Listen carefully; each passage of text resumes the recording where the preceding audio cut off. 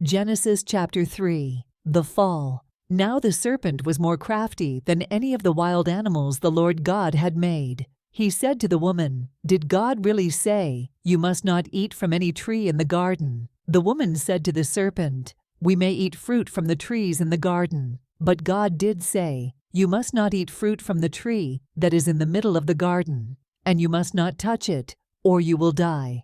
"You will not certainly die," the serpent said to the woman. "For God knows that when you eat from it, your eyes will be opened, and you will be like God, knowing good and evil."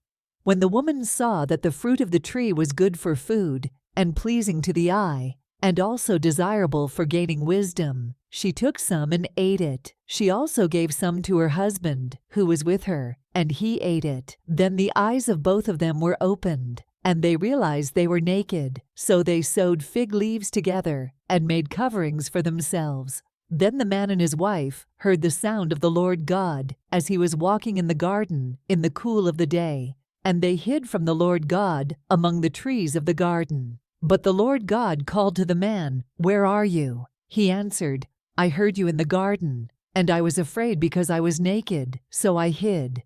And he said, "Who told you that you were naked? Have you eaten from the tree that I commanded you not to eat from?" The man said, "The woman you put here with me, she gave me some fruit from the tree, and I ate it." Then the Lord God said to the woman, "What is this you have done?" The woman said, "The serpent deceived me, and I ate."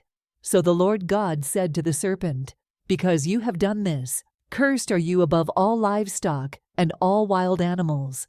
You will crawl on your belly, and you will eat dust all the days of your life. And I will put enmity between you and the woman, and between your offspring and hers. He will crush your head, and you will strike his heel." To the woman he said, "I will make your pains in childbearing very severe. With painful labor you will give birth to children. Your desire will be for your husband, and he will rule over you."